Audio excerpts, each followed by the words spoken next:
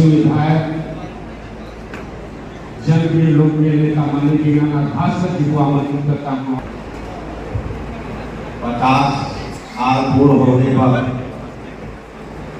यह सेमिनार का आयोजन भारतीय जनता पार्टी की तरफ से आयोजित किया गया है।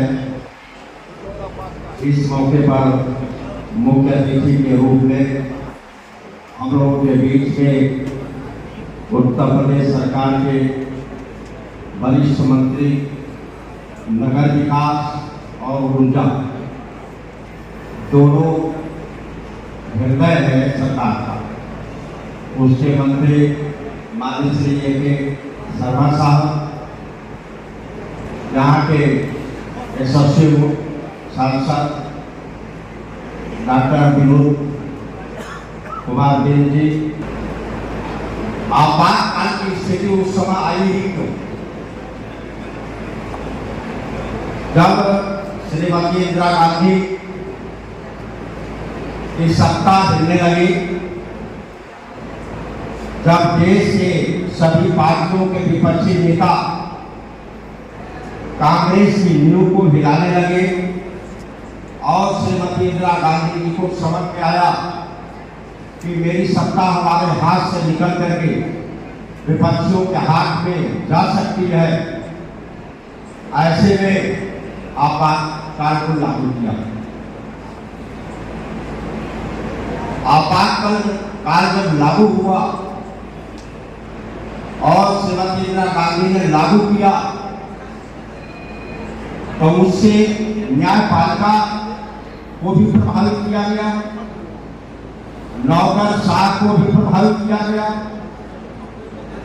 देश के सभी विपक्षी दलों को भी प्रभावित किया गया, देश के कर्मचारियों को प्रभावित किया गया, संघर्ष करने वाले नौजवानों को भी प्रभावित किया गया, किसानों को भी प्रभावित किया गया। अर्थात आपातकाल के से कोई बच नहीं पाया, जेल में डाले गए, 21 से 21 महीने जेल की यातनाओं को लोगों ने सहा और उस समय जैसा पूर्व साथियों ने कहा है कि जनसंघ के और एबीवीपी के पदाधिकारी कार्यकर्ता समर्थक देश भर में फैले हुए थे। उन्होंने देश को आंदोलित किया और आंदोलित करके सरकार के खिलाफ बगावत कराया और एक एक कार्यकर्ता पदाधिकारी उस जमाने के जनमानस किसान सभी लोग आंदोलित हुए और आपातकाल के खिलाफ बगावत किया, विद्रोह किया। सरकार को मजबूर होकर के आपातकाल को हटाना पड़ा और पुनः देश में चुनाव कराना पड़ा और चुनाव कराने के बाद उसका परिणाम कांग्रेस के खिलाफ है। ये सही है या हम आपातकाल क्यों मना रहे?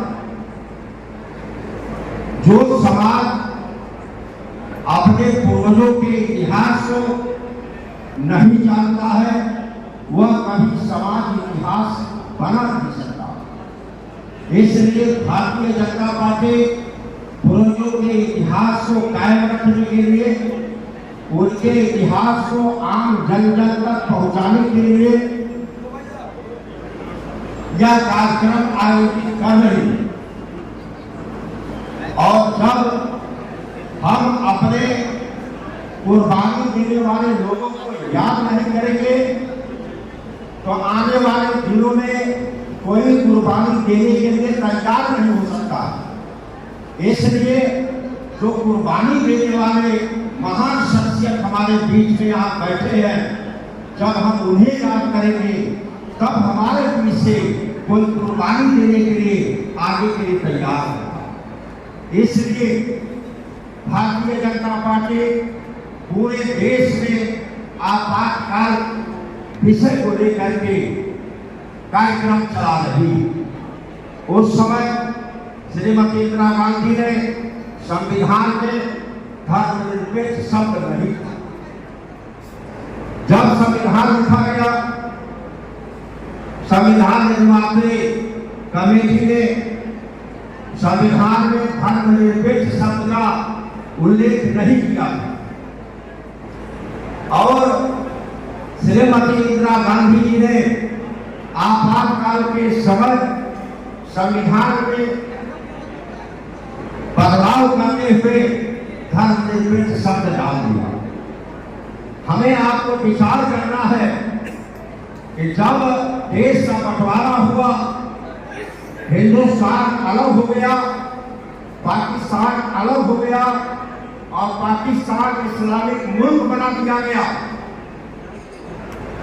वह धर्मनिरपेक्ष नहीं रहा। सवाल ये पैदा होगा कि क्या पाकिस्तान में हिंदू नहीं था? अगर वहां हिंदू था, इस्लामिक कंट्री क्यों बना गई पाकिस्तान में? और अगर यहां मुसलमान था, तो जब संविधान लिखा गया उस समय धर्म शब्द क्यों नहीं डाला डॉक्टर अम्बेडकर ने? क्योंकि उन्हें जरूरत नहीं बातों को। लेकिन श्रीमती इंदिरा गांधी ने तुष्टीकरण की राजनीति करते हुए धर्मनिरपेक्ष डाल दिया। मैं ये कहना चाहता हूं इस मंच के माध्यम से कि हमें इस पर विचार करना चाहिए कि जो धर्मनिरपेक्ष शब्द इंदिरा गांधी ने डाला है, आपातकाल के समय धर्मनिरपेक्ष शब्द को निकाल दिया जाना चाहिए संविधान में, संविधान का संशोधन करके। और अगर पाकिस्तान के अंदर हिंदू रहते हुए वह इस्लामिक देश हो सकता है, तो भारत में भी मुसलमान रहते हुए हिंदू राष्ट्र क्यों नहीं हो सकता है? इस पर विचार करना चाहिए। और निश्चित तौर से जब हमारी 85% हिंदुओं की आबादी है, तो भारत को हिंदू राष्ट्र घोषित होना ही चाहिए। भारत माता की जय, भारत माता की जय, वंदे मातरम, वंदे मातरम। इसलिए इस मंच से मैं यह शब्द रखता हूं कि हमारी बात को बल मिले, आप लोगों के जरिए देश के अंदर यह बहुत सुननी चाहिए कि हिंदू राष्ट्र इसे बनाया जाए। जब से भारतीय जनता पार्टी की सरकार जब आई, माननीय अटल बिहारी वाजपेयी साहब इस देश के प्रधानमंत्री बने, तब से लेकर आज तक जब भारतीय जनता पार्टी की सरकार ने है, गरीबों के लिए काम किया, असहाय के लिए काम किया, नीच के लिए काम किया, देश के झुग्गी झोपड़ी में रहने वाले लोगों के लिए देश का प्रधानमंत्री श्रद्धेय नरेंद्र मोदी साहब कहते हैं खाता तो नहीं हो सकता। हमें आपको यह समझना पड़ेगा कि जब आदरणीय नरेंद्र मोदी साहब को देश के कुर्सी पर बैठने का मौका मिलता है, तो उनका सोच कहां जाती है? उनकी सोच मरे में जा रही, झुग्गी झोपड़ी में जा रही, गरीब के घर में जा रही, खाता खुलवाने की बात कर रहे हैं। यह निचली स्तर पर उनका ध्यान गया और पढ़े लिखे लड़कों का खाता नहीं खुल पाता था। आज देश में सभी के नाम से बैंकों में खाता खुल चुका। ये क्या ये दर्शाता है कि भारतीय जनता पार्टी को जब भी मौका मिलेगा वह गरीबों के लिए काम करेगी, असहाय के लिए काम करेगी। अगर आवास गरीबों के लिए दिया जाता है तो यह गरीबी को ऊपर उठाने के लिए दिया गया। अगर देश में शौचालय हमारी सरकार ने दिया तो गरीबों को ऊपर उठाने के लिए दिया। हर गांव में विद्युतीकरण पहुंचाया तो हम गरीब के लिए काम किए। हम गांव में आंगनबाड़ी बनवाए, पंचायत भवन बनवाया, ग्राम शौचालय बनवा रहे हैं, तब गरीबों के लिए यह काम कर रहे हैं। गांव में पूरा घर बनवा रहे हैं, गांव में पानी टंकी हम लगा रहे हैं, तो यह गरीब के लिए काम किया जा रहा है। आयुष्मान योजना चला रहे हैं, तो गरीब के लिए कर रहे हैं। 70 साल की उम्र वालों को भी आयुष्मान कार्ड दिया जा रहा है, तो सबके लिए विचार किया जा रहा है। इसका नाम श्रम सम्मान योजना, पीएम सम्मान निधि, ये सबके लिए गरीबों के लिए काम किया जा रहा है। कोरोना काल में सभी देशवासियों को 1100 का टीका देना, देश की आबादी 140 करोड़ है, एक आदमी को 2200 का टीका रहा, 140 करोड़ पूरे 2200 करोड़ देखो देश का कितना रुपया कोरोना में गया।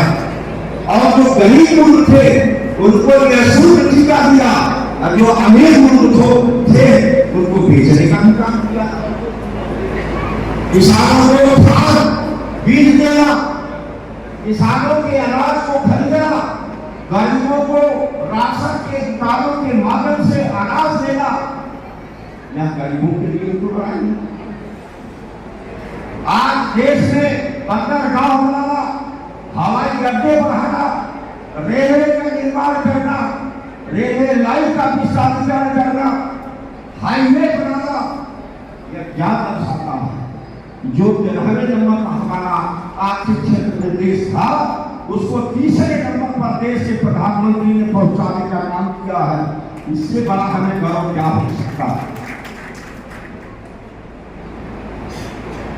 हम लोग चौथी बार निकाले, इसमें बैठे हुए लोग 4 बार, 5 बार, 6 बार विधायक रहा।